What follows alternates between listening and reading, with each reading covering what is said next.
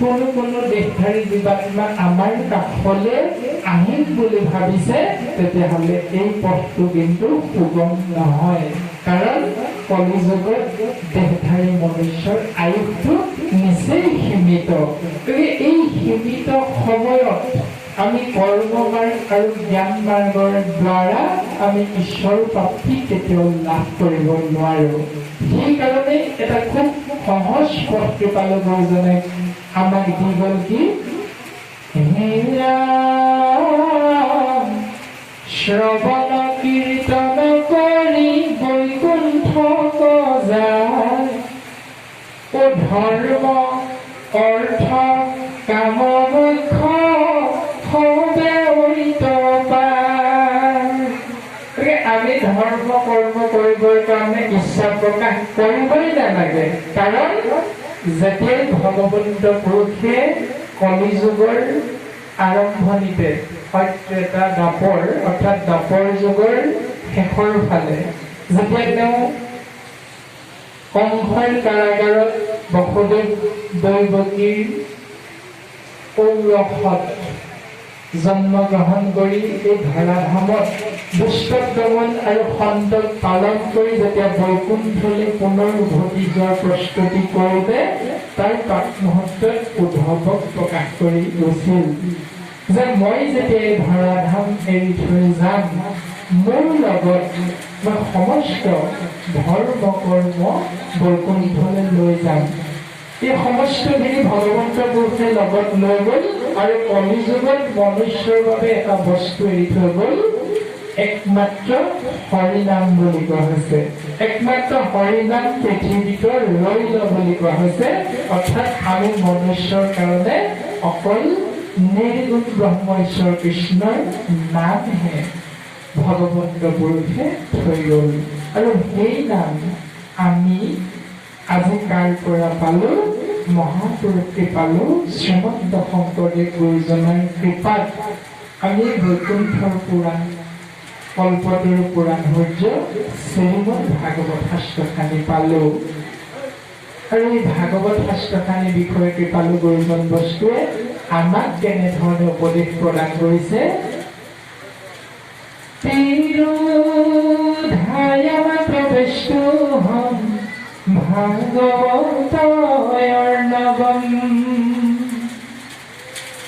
উদ্ধৱ, মই বৈকুণ্ঠলৈ নাযাওঁ নহয়, মই এই ভাগৱত সমুদ্ৰৰ মাজত কলিযুগত বৰ্তি থাকিম। আৰু তুমি মোটো চিত্ৰ দিয়া ফুৰা পৃথিৱী পৰ্যটী, তুমি মোটেই তোমাৰ চিত্ৰটো প্ৰকাশ কৰি, মোটেই তোমাৰ চিত্ৰটো প্ৰদান কৰি এই সমস্ত পৃথিৱী তুমি পৰ্যটন কৰি ফুৰিবা। আৰু কি প্ৰচাৰ কৰিবা? মোৰ নিৰ্গুণ নাম একমাত্ৰ ভকতি প্ৰচাৰ কৰি থাকিবা। কাৰ যোগেদি? এই শ্ৰীমদ ভাগৱত শাস্ত্ৰৰ জৰিয়তে। গতিকে কৃপালু গুৰুজন বস্তুৱে কৈছে যে তেহ্নয় বাণময় মূৰ্তি প্ৰত্যক্ষ বৰ্ততে হৰি। আৰু সেই বাংময় মূৰ্তি অৰ্থাৎ বাণী যোগময়, বাংময় মানে হ'ল শব্দ। আৰু এই শব্দৰূপ ভগৱন্ত স্বয়ং নিজে বুলি তেওঁ মুখেৰে প্ৰকাশ কৰি গ'ল। ভাগৱতৰ প্ৰত্যেকটি শব্দই ভগৱন্ত নিজে বুলি কোৱা হৈছে। তেহ্নয় বাংময় মূৰ্তি, এই শব্দ ব্ৰহ্মৰ ৰূপ যদি শ্ৰৱণাত, শ্ৰেৱণাত, পাঠাত আৰু দৰ্শনাত পাপ নাচিনি। অৰ্থাৎ এই শব্দ ব্ৰহ্ম যদি আমি দেহধাৰী জীৱাত্মাই শ্ৰৱণাত অৰ্থাৎ শ্ৰৱণ কৰাৰ যদি আমি সমস্ত জনা সৌভাগ্যৱন্ত হলো, আৰু কেনেকৈ যদি আমি কীৰ্তন কৰাৰ সৌভাগ্যৱন্ত হলো, তেতিয়াহ'লে আমাৰ হৃদয় পদ্মৰ পৰা পাপ নাশ হৈ যাব বুলি কৃপালু গুৰুজন বস্তুৱে খুব সুন্দৰভাৱে আমাক প্ৰকাশ কৰি গ'ল। আৰু এই দুই ভক্তিৰ বাহিৰে আমাক আৰু দুটা মাধ্যম কৃপালু গুৰুজনে ক'লে কি বুলি, যে শ্ৰৱণাত, সেৱনাত, দৰ্শনাত আৰু সেৱাত। অৰ্থাৎ সেৱনাক বুলি কোৱা হৈছে যে কেনেবাকে যদি আমি শ্ৰৱণ আৰু কীৰ্তন কৰাৰ সৌভাগ্যৱন্ত নহলো, আমি যদি দৰ্শন কৰাৰ সৌভাগ্যৱন্ত হলো, তেতিয়া কি আমাৰ লাভ নহব নেকি? তেতিয়াও আমাৰ লাভ হব। অৰ্থাৎ ভাগৱতক যদি দৰ্শন কৰাৰ সৌভাগ্যৱন্ত আমি হলো, তেতিয়াও বোলে আমাৰ পাপ নাশ হব বুলি কৈছে। আৰু ভাগৱতক যদি আমি সেৱা কৰাৰ সৌভাগ্যৱন্ত হলো, তেতিয়াও বোলে আমাৰ পাপ নাশ হব। আৰু হৃদি পদ্মৰ পৰা যেতিয়া আমাৰ পাপ শক্তি নাইকিয়া হব, তেতিয়া কৃপালু গুৰুজনে কি বুলি কৈছে চাওকচোন। হেৰা যিটো জনে কৰে নামৰ শ্ৰৱণ, কৃষ্ণৰ কৰে কীৰ্তন, হে নামে তাহাৰ চিত্তত প্ৰৱেশ হোৱন্ত, ভগৱন্ত নাৰায়ণ। যিটো জনে কৰে নামৰ শ্ৰৱণ, কৃষ্ণৰ কৰে কীৰ্তন, অৰ্থাৎ কৃষ্ণৰ নাম শ্ৰৱণ কীৰ্তন কৰাৰ ফলত সেইজন আদেশধাৰী জীৱাত্মাৰ হৃদি পদ্মত সেই মুহূৰ্ততে বোলে নিৰ্গুণ ব্ৰহ্ম হৰিৰূপে প্ৰকাশমান হয়। আৰু যেতিয়া হৰিৰূপে নিৰ্গুণ ব্ৰহ্মত হৃদি পদ্মত প্ৰকাশমান হব, তেতিয়া কৃপালু গুৰুজনে কি বুলি কৈছে, হে ৰাম হৰি যায় হৃদয়ৰ মাজে, ও কি কৰিব পাৰে বান্ধ কলি মহাৰাজে। যেতিয়া আমাৰ হৰিৰূপী ভগৱন্ত হৃদি পদ্মত প্ৰকাশমান হব, তেতিয়া আমাক কলি মহাৰাজে বোলে একো কৰিব নোৱাৰে। গতিকে তাৰেই প্ৰমাণ এই শ্ৰীমদ ভাগৱত শাস্ত্ৰ 7 দিন 7 ৰাতি শ্ৰৱণ কৰাৰ ফলস্বৰূপে মহাৰাজা পৰীক্ষিতে মুখ্য প্ৰাপ্ত হৈছিল।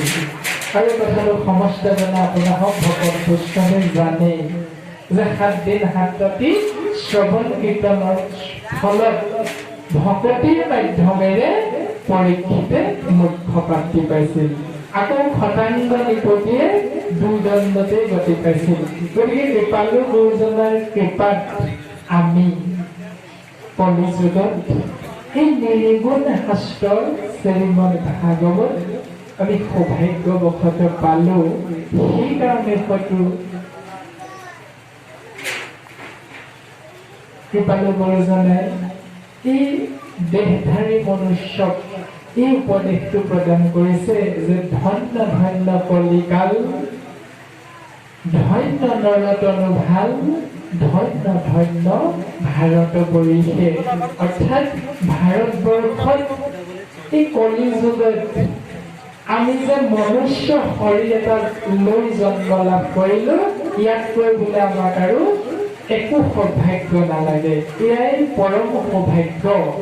কিন্তু ইয়াতে অকণমান এটি কথা সোমাই থাকিল যে এই 3 সৌভাগ্যৱন্ত আমি হোৱাৰ পাছতো যদি হৰি কথা অমৃতক সম্যক আলাপৰহে যিটো দিন হয়বিহীন, এই শাৰীটোলে যদি আমি আমাক লৈ যাওঁ, তেতিয়াহ'লে বোলে ধন্য ধন্য কলিকাল নহব, ধন্য নৰতনু ভালো নহব, আৰু ধন্য ধন্য ভাৰত বৰিষেও নহব। গতিকে আমি 3টা সৌভাগ্যৱন্ত হোৱাৰ পাছত আমি দেহধাৰী মনুষ্যই একমাত্ৰ আমাৰ লক্ষ্য আৰু উদ্দেশ্য হ'ব লাগিব যে আমাৰ ভকতি অৰ্থাৎ নিৰ্গুণ ব্ৰহ্ম ঈশ্বৰ কৃষ্ণৰ নাম আমি শ্ৰৱণ কীৰ্তন কৰা। সেই হেতুকে কৃপালু গুৰুজন বস্তুৱে কৈছে যে শুনি মোক সভাসদ নেৰিবা শাস্ত্ৰৰ নয়, শাস্ত্ৰৰ নয় আমাক এৰিবৰ কাৰণে উপদেশ প্ৰদান কৰিছে যে নেৰিবা তোমৰা হবে, তাৰ পৰিৱৰ্তে তোমৰা হবে কি কৰিবা, যে সাধু সংগ অনুসৰা সাধু সংগলৈ যাবৰ বাবে উপদেশ প্ৰদান কৰিছে। শ্ৰৱণ কীৰ্তন কৰা, শ্ৰৱণ কীৰ্তন কৰা, তাৰ বিপৰীতে তোমালোকে কি ত্যাগ কৰিবা?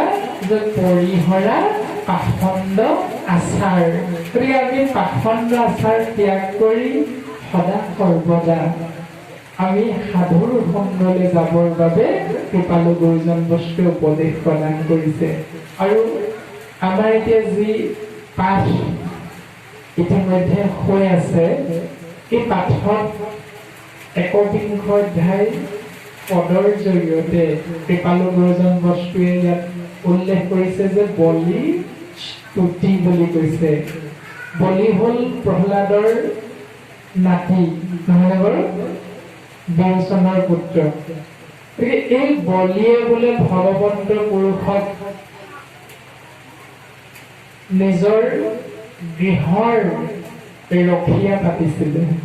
গতিকে আমিও যদি দেহধাৰী জীৱাত্মা হৈ বলিৰ নিচিনাকৈ যদি আমি আমাৰ নিৰ্গুণ ব্ৰহ্ম ঈশ্বৰ কৃষ্ণক আমি যদি আমাৰ হৃদয় পদ্মত অৰ্থাৎ এই দেহৰূপী গৃহ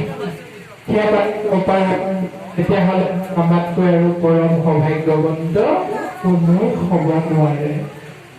বলিয়ে যি ধৰণে ভগৱন্তক বিচৰাৰ মুহূৰ্ততে পাইছিলে, ঠিক আমি তেনেধৰণে ভগৱন্ত পুৰুষক বিচাৰিলেই পাব লাগিব।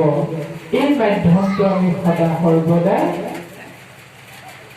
গুৰুজনে আমি হিৰোগত কৰি এই পথত আমি আগবাঢ়ি যাব লাগিব। কৃপালু গুৰুজনে আমাক প্ৰত্যেক মুহূৰ্ততে ভাগৱত শাস্ত্ৰৰ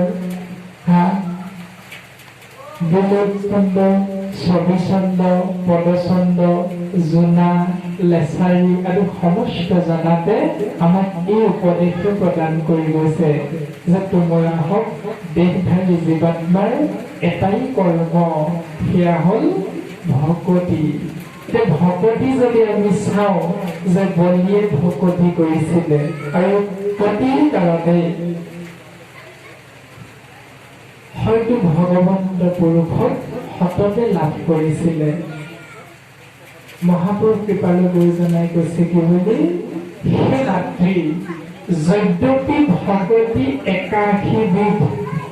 কপিল ভগৱন্তই মাতৃ দেৱহতীক প্ৰকাশ কৰিছিলে যে ভকতি যদ্যপি একাশী বিধ, কিন্তু এই একাশী বিধ ভক্তিৰ ভিতৰত আমাৰ মহাপুৰুষ কৃপালু শংকৰদেৱ গুৰুজনে ভকতি আমাক দেখাই গ'ল যে সেই দেহধাৰী মনুষ্য তোমৰা হবে এই ৯ বিধ ভক্তিকে যদি পাৰা কৰিবলৈ চেষ্টা কৰিবা, যিকোনো এটা। এই নৱধা ভক্তি কি বুলি ক'লে? হে ৰাম যদ্যপি ভকতি নৱবিধ মাধৱৰ শ্ৰৱণ কীৰ্তন বাতি মহাশ্ৰেষ্ঠতৰ। হে ৰামৰ সমবন্দন ধ্যান সমস্ততে কৰি যশ কীৰ্তনতে পুষ্ট সন্ত মহাহৰি। যিজনাক আমি দিনে ৰাতিয়ে উপাসনা কৰি থাকো, সেইজনা নিৰ্গুণ ব্ৰহ্মক আমি কেনেকৈ পাব পাৰিম? এই সিদ্ধান্তটো দিলে। যদ্যপি ভকতি নৱবিধ মাধৱৰ। মাধৱ শব্দৰ অৰ্থ হ'ল মা মানে লক্ষ্মী আৰু ধৱ মানে স্বামী, অৰ্থাৎ লক্ষ্মীপতি অন্য এটা নাম হ'ল মাধৱ। যদ্যপি যদিও ভকতি নৱবিধ মাধৱৰ, অৰ্থাৎ নিৰ্গুণ ব্ৰহ্ম ঈশ্বৰ কৃষ্ণ মাধৱক পোৱাৰ পথ যদিও ৯টা।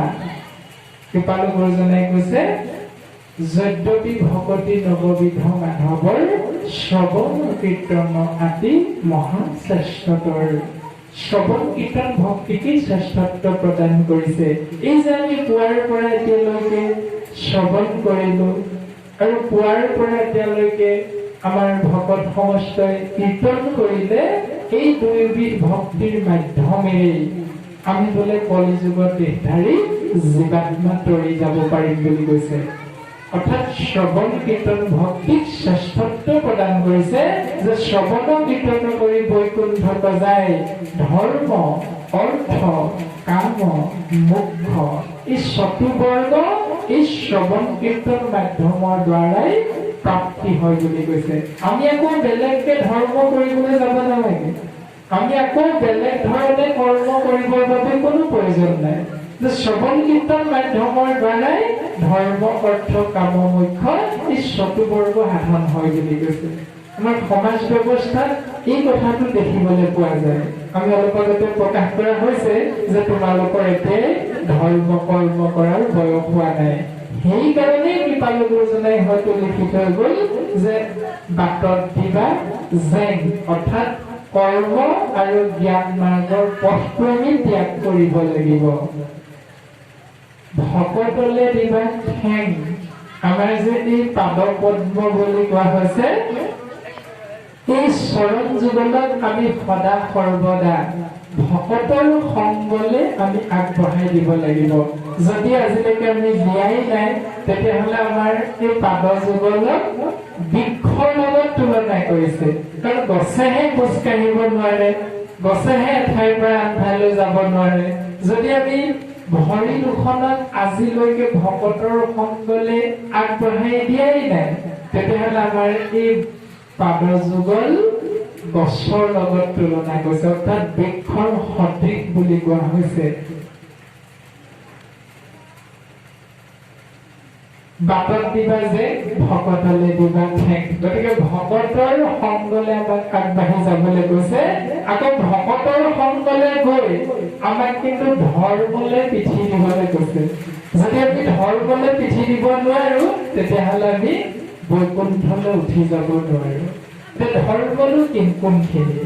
এই আমি যে কৰি থাকো সমাজ ব্যৱস্থাত যাগ যজ্ঞ পূজা পাতল দান দক্ষিণা শ্ৰাদ্ধ পিণ্ড আদি সমস্তখিনি ধৰ্মৰ ভিতৰত পৰে, অৰ্থাৎ কৰ্ম আৰু জ্ঞান মাৰ্গ। এই ধৰ্মখিনিৰ কথা যদি আমি দিনে ৰাতিয়ে ভাবি থাকো যে এইখিনি ৰাস্তাৰে এইখিনি পথৰ দ্বাৰা আমি বৈকুণ্ঠলৈ যাম, এই কথাটো কিন্তু কৃপালু গুৰু দুইজনে নৎসাৎ কৰি দিছে। অৰ্থাৎ এই ৰাম সত্য যোগে ধ্যান ত্ৰেতা যোগে যজ্ঞ সদা পৰ যুগত পূজা কলিত হৰিৰ কীৰ্তন বিলাই আৱৰ নাহিকে দুজা।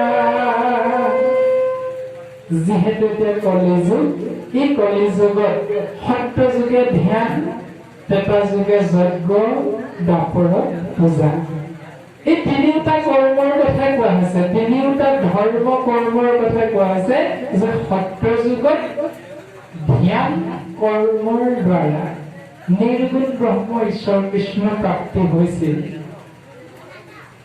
কৃষ্ণ ত্ৰেতা যুগত যজ্ঞ কৰ্মৰ দ্বাৰা ভাগৱত প্ৰাপ্তি হৈছিল। এইটো গুৰুজনাৰ সিদ্ধান্ত আৰু এয়া ধৰ্ম হয়। আৰু দ্বাপৰ যুগত পূজা কৰ্মৰ দ্বাৰা নিৰ্গুণ ব্ৰহ্ম ঈশ্বৰ কৃষ্ণ প্ৰাপ্তি হৈছিল। কিন্তু আমাৰ সৌভাগ্য যে সেই সত্য যুগৰ ধ্যান, ত্ৰেতা যুগৰ যজ্ঞ, দ্বাপৰ যুগৰ পূজা এইখিনি কৰিবৰ কাৰণে তোমাৰ হওক দেহধাৰী মনুষ্যৰ যিহেতু আয়ু সীমিত, সেইকাৰণে তোমালোকে এইবিলাক কৰিবৰ কাৰণে মন নেমেলিবা। তোমালোকে এই ধৰ্ম কৰ্মৰ বাবে তোমালোকে পিঠি দিয়া। যদি পিঠি দিব পাৰা তেতিয়াহ'লে বোলে তোমালোক বৈকুণ্ঠলৈ উঠি যাব পাৰিবা। যি ধৰণে আমি এটা দেহধাৰী জীৱাত্মাই আপোনালোকে প্ৰমাণ চাব, যিটো আমাৰ এক্সপায়াৰ্ড হৈ যোৱা টেবলেটৰ কথা কোৱা হৈছে। আমি জানো কোনোবাই সেই টেবলেটটো গ্ৰহণ কৰো?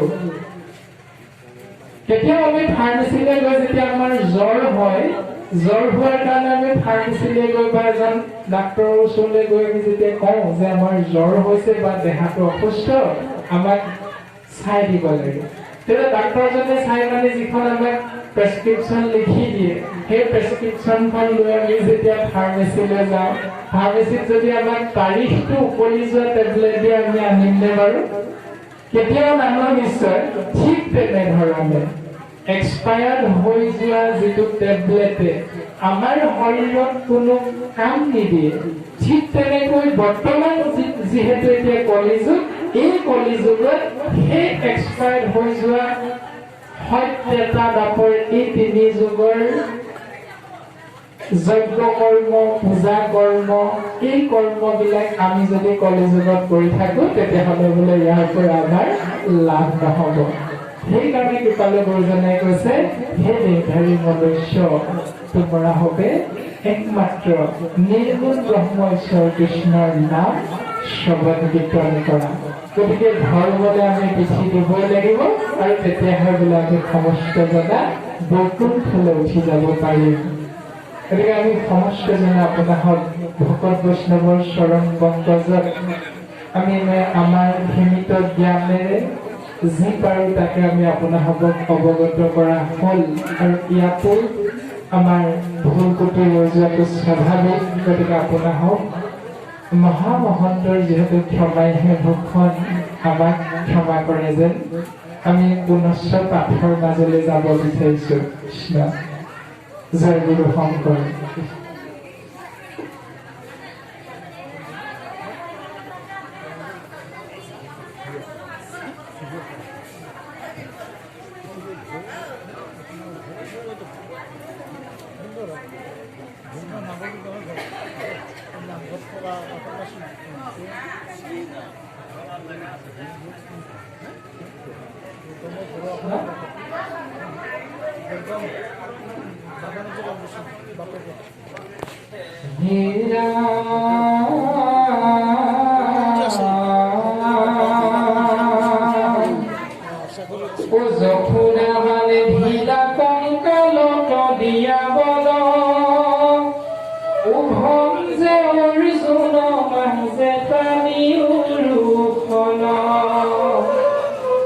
কৃষ্ণময় হুয়া ফুৰৈ নাহি কেছে তন,